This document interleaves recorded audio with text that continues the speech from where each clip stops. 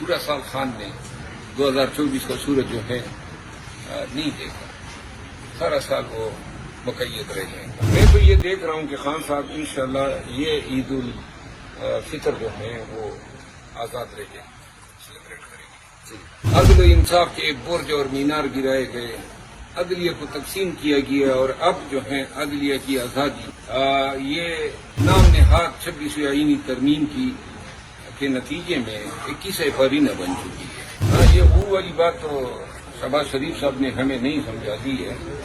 یہ او والا احتجاج جو ہے نون کو سوٹ کرے گا اور ہم تو اب گولیاں بھی کھا گئے، لہذا بات منہ پہ ٹھہرے گی نہیں ہماری، ہم کچھ آگے بڑھ کے دکھائیں گے۔ سال 2024 جو ہے وہ ایک سیاہ سال تھا اور پاکستان پہ بڑا باری گزرا ہے، پاکستان کے عوام پہ، پی ٹی آئی کے لوگوں پہ۔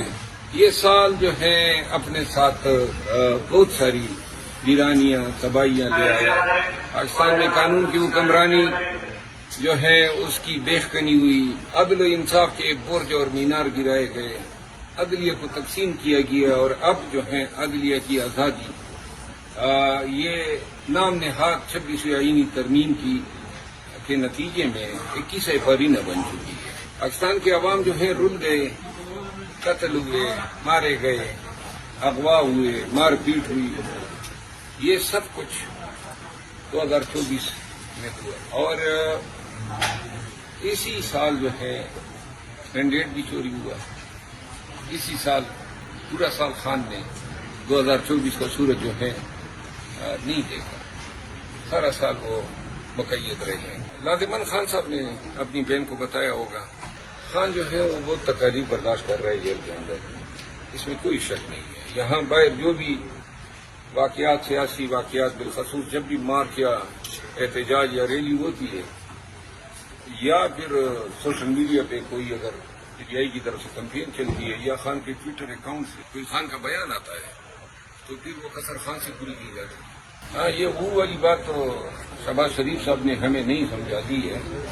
یہ او والا احتجاج جو ہے نون کو سوٹ کرے گا اور ہم تو اب گولیاں بھی کھا گئے، لہذا بات منہ پہ ٹھہرے گی نہیں ہماری، ہم کچھ آگے بڑھ کے دکھائیں گے۔ ہماری ساری امیدیں ہیں، قوم کی امیدیں ہیں اور جو بھی محب وطن پاکستانی ہیں جو غیر یقینی صورتحال کا شکار ہیں، سیاسی عدم استحکام اور گرتی ہوئی معیشت میں جو ہیں پاکستان کو بہت ہی زیادہ نقصانات سے پہنچا دیا ہے۔ ہماری کاروباری زندگی بری طرح متاثر ہے، ریئل اسٹیٹ ہوتا ہوا ہے پورے ملک میں، کوئی کاروباری ایکٹیویٹی نہیں ہو رہے ہیں، کارخانے بند ہو رہے ہیں اور روپے جو ہیں زب و حالی کا شکار ہیں۔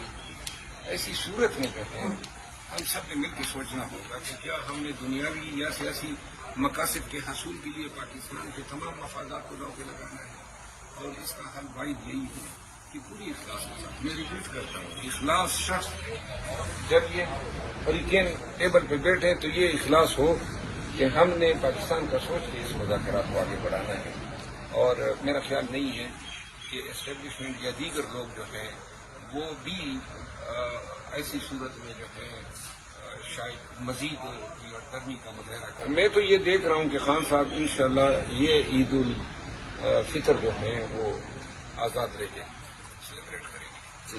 نہیں، سعد رفیق صاحب کی تجویز بڑی مناسب ہے کہ یہ پہلے مرحلے پہ اگر سیاسی قیدیوں کی آزادی ہو جاتی ہے پھر دوسرا مرحلہ ہوگا اور اس مرحلے میں پھر قیادت کو بیٹھنا چاہیے۔ میں شاید اندیشہ یہ ہوتا ہے کہ اسپائل نہ کر دوں چیزوں کو، کوئی ایک بیان ایسا دے کہ جس سے پورا مذاکراتی جو پروسیس ہے، لیکن میرا خیال یہ ہے اسپائلر نہیں ہوں، میں پاکستان کا سوچتا ہوں۔